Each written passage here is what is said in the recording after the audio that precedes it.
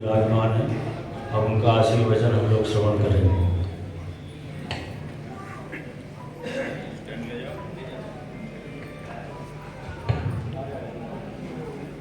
हौत्राग्निहोत्राग्निहवश्च होत्री होमादिसर्वप्रतिभासमानं यद्ब्रह्म तद्बोधवितारुणीभ्यां नमो नमः श्रीगुरुपादुकाभ्याम्।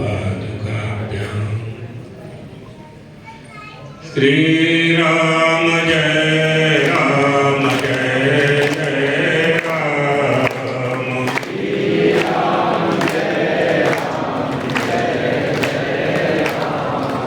द्वारकाधीश भगवान की, भगवती राजराजेश्वरी त्रिपुर सुंदरी माँ की, पीठद्वयाधीश्वर जगतगुरु शंकराचार्य भगवान की। हर हर ये जो हमारा भारतवर्ष है,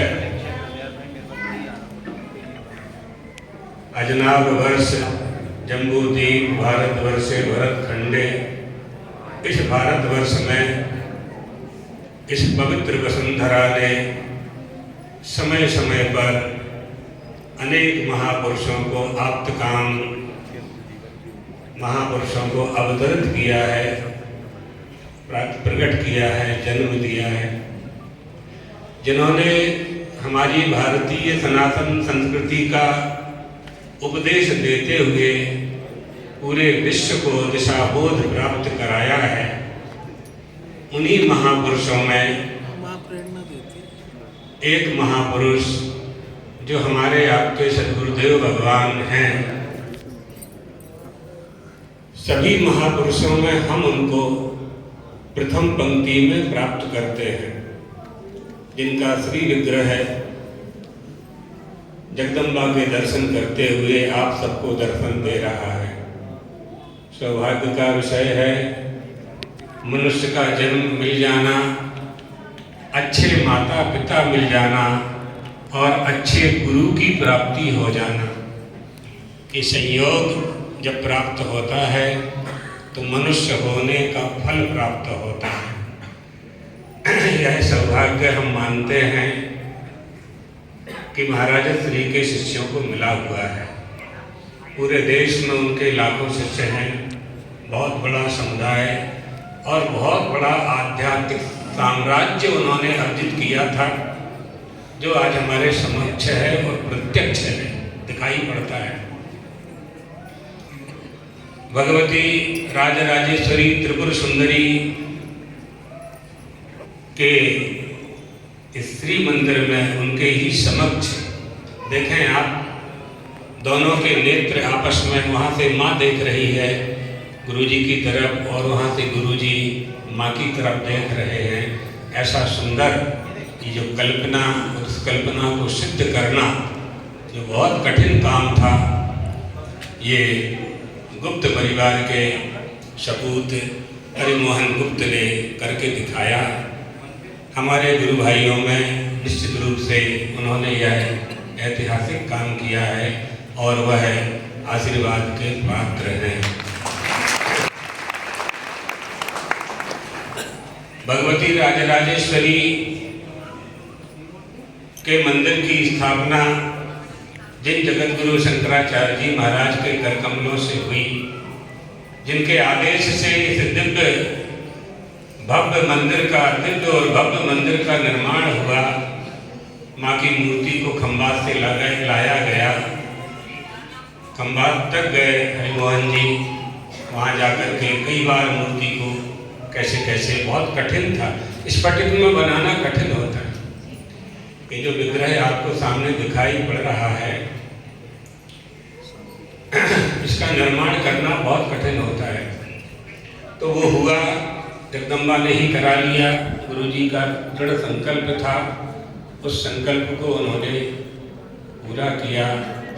भगवती राजराजेश्वरी त्रिपुर सुंदरी वह माँ है, जगत जननी है, जिसकी कृपा सभी प्राप्त करते हैं। यहाँ तक कि सनातन धर्म, हिंदू धर्म, सनातन धर्म ही मूल है, सनातन धर्म धर्मावलंबी ही हिंदू है। बात समझ लेना चाहिए, सनातन धर्मावलंबी ही हिंदू है और सनातन धर्मावलंबी वेदोक्त शास्त्रोक्त परंपरा का पालन करने वाला होता है। वेद शास्त्रोक्त वेद शास्त्रेश के मार्ग पर चलने वाला सनातन धर्मी है। तो वो सनातन धर्म का उपदेश कहाँ से प्राप्त होता है? वो श्रुतियों से प्राप्त होता है, माने वेदों से प्राप्त होता है। और भगवती जगदम्बा क्या है? श्रुति सीमंत सिंदूरी कृतपादाब्ज धूलिका। जगत जननी जगदम्बा भगवती राजराजेश्वरी के श्री चरणों की धूल यानी उनके रज कण को श्रुतियां अपनी मांग में भरती हैं, अपनी मांग में भरती हैं। श्रुति सीमंत सिंदूरी कृतपादाब्ज धूलिका। बड़ा अच्छा भाष्य है, बहुत सुंदर भाष्य है इसके ऊपर। तो वो उनके चरणों की धूल की मांग, जैसे माताएं स्त्रियां विवाह के समय अपने पति के करकमलों से मांग भरवाती हैं, तो वेद यानी श्रुतियां भगवती की रज को अपने मस्तक पर धारण करती हैं। अच्छा, रज में धूल में कण होते हैं, वो कण मिट्टी के होते हैं, मिट्टी में उर्वरा शक्ति होती है, अंकुरोत्पादनी शक्ति होती है। जब उस धूल को यहाँ धारण करेंगे तो कुछ ना कुछ पैदा होगा। तो क्या पैदा होता है? वहां से क्या पैदा होता है? महावाक्य जन्य वृक्ष पैदा होता है और वह महावाक्य जन्य वृक्ष में सुंदर फूलों का निर्माण होता है। वो फूल होते हैं उपनिषद और उन उपनिषदों में मुक्ति रूपी फल प्राप्त होता है। ये भगवती जगदम्बा राजराजेश्वरी की महिमा है, उनका महत्व है। उस महिमा को हमारे सामने प्रकट किया है उन्होंने, जिनकी मूर्ति का, जिनके स्वरूप का श्री विग्रह की स्थापना आज इस सभा मंडप में, इस भवन में हुई है। वास्तव में अच्छे माता पिता का मिल जाना और अच्छे गुरु का मिल जाना, अच्छा गुरु मिल जाए तो उससे क्या मांगना चाहिए? एकादश स्कंद श्रीमद् भागवत के एकादश स्कंद में यह प्रश्न किया गया। तो कहा कि गुरु से कुछ नहीं मांगना है, गुरु को अपना आत्मा बना लो। अपना आत्मा बनाने से क्या होगा? तो नव योगीश्वरों ने कहा कि राजन, अगर तुम गुरु को अपना आत्मा बना लोगे तो सर्वाधिक प्रेम मनुष्य अपने आत्मा से ही करता है, यानी अपने आप से ही प्रेम करता है और किसी से प्रेम नहीं करता। और किसी से तो प्रेमाभास है, दिखाता है प्रेम करते हैं, संबंधों की स्थापना होती है, स्वार्थ की पूर्ति होती है, एक दूसरे के पूरक होते हैं। वास्तव में सर्वाधिक प्यार यदि किसी का है मनुष्य का तो वो अपने आत्मा से ही है। और जब यहाँ हमारे अंतःकरण में आत्मा में हम गुरु को स्थान दे देंगे, यानी गुरु को ही आत्मा मान लेंगे, तो हम सर्वाधिक प्रेम अपने गुरु से ही करेंगे। तो गुरु का जितना भी आध्यात्मिक साम्राज्य है, जैसे पिता की संपत्ति बेटे की हो जाती है, उसी तरह से सारा साम्राज्य अपने आप हमारा हो जाएगा।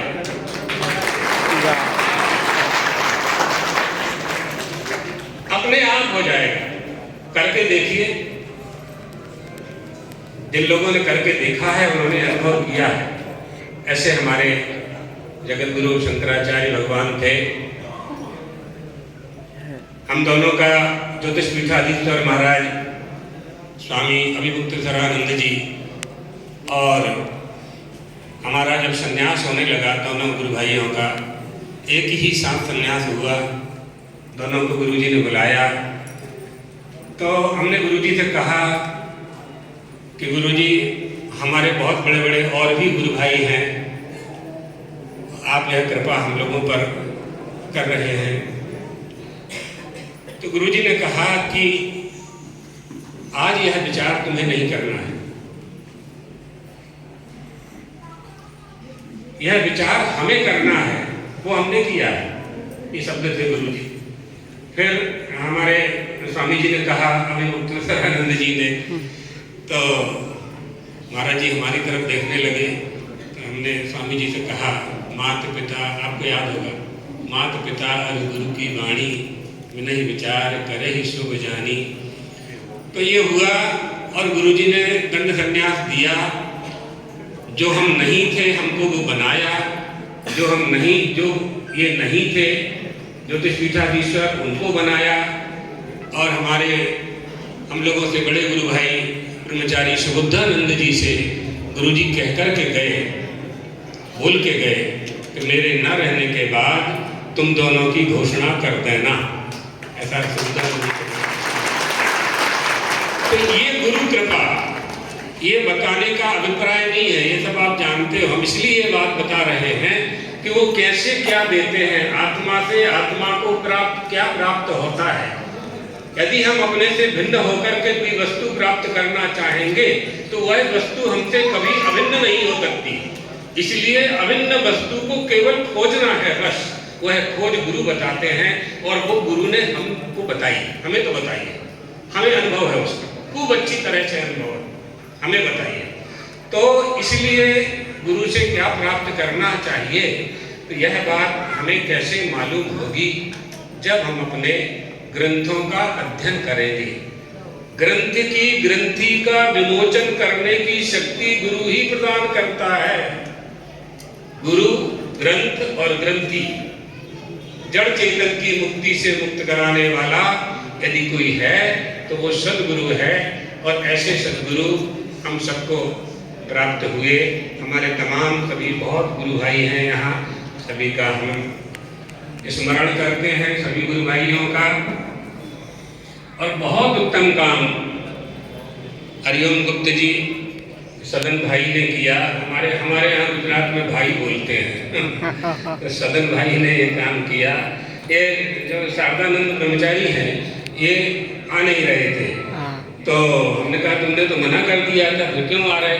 बोले नहीं, वो सदन भैया गुरु जी की मूर्ति लगा रहे हैं तो हमें दर्शन करने के लिए जाना है। एक सबके मन में कौतूहल था, सबके मन में अच्छा लग रहा था, अंदर से सारे गुरु भाइयों को, ब्रह्मचारियों को, सबको अच्छा लग रहा था, अच्छा काम होने जा रहा है। तो हमारी जो कीर्ति है वो सत्कर्मों का फल है, वो कीर्ति बनी रहनी चाहिए। ऐसे ही कार्य हम सबको करना है और गुरुदेव ने जो आदेश दिया है उसका हमें पालन करते हुए अपने जीवन को धन्य बनाना चाहिए। परम पूज्य सद्गुरुदेव भगवान के श्री चरणों में वो देख रहे हैं कैलाश से कि भोपाल में क्या हो रहा है, राजराजेश्वरी सेवा न्यास में क्या हो रहा है, हमारे भक्त लोग क्या कर रहे हैं, उनकी दृष्टि में सब है। वो दृश्यमान जगत के दृष्टा हैं, इसलिए उन्हें गुरु कहते हैं। तो एक गुरु ही हमें परमात्मा से मिला देता है। पहले उन्होंने भगवती जगदम्बा की स्थापना की। परमहंसी गंगा में महाराज श्री ने जब संकल्प किया कि भगवती राजराजेश्वरी त्रिपुर सुंदरी की स्थापना करनी है, तो 1966 में या 67 में वहाँ उन्होंने संकल्प किया और सबसे पहले भूमि पूजन परमहंसी गंगा आश्रम में माता जी की स्थापना का उन्होंने किया। कई जगह 12-15 जगह मंदिरों का निर्माण हुआ और उनके संकल्प करते ही 7 दिसंबर 1973 को जगदम्बा ने उनको ज्योतिषपीठ की सिंहासन पर बैठा दिया। ज्योतिषपीठ के शंकराचार्य के रूप में जाने लगे। और जैसे ही सिंहासन पर बैठे महाराज श्री और श्रृंगेरी के जगत गुरु जी ने कहा, श्रृंगेरी के जगत गुरु जी से गुरु जी ने कहा कि जगदम्बा की स्थापना में आपको पधारना है। तो महाराज उन्होंने कहा कि हम इस समय निकले हुए हैं उत्तर भारत की यात्रा में, इसी समय यह काम हो जाए तो सबसे अच्छा होगा। महाराज श्री ने 26 या 27 दिसंबर 1982 में भगवती राजराजेश्वरी त्रिपुर सुंदरी की स्थापना की और 27 मई 1982 में द्वारका शारदा पीठ के जगत गुरु शंकराचार्य के रूप में उनका अभिषेक हुआ। यानी उन्होंने 1998 भगवती को, जगदम्बा को एक सिंहासन पर बैठाया और जगदम्बा ने उनको दो दो मठ की सिंहासनें प्रदान की। दो पीठ का शंकराचार्य बना। ये माँ की कृपा। सभी गुरु भाइयों को, गुरु भक्तों को, भगवती के भक्तों को भगवान द्वारकाधीश और चंद्रमौलीश्वर का शुभ आशीर्वाद देते हुए अपनी वाणी को विश्राम देते हैं।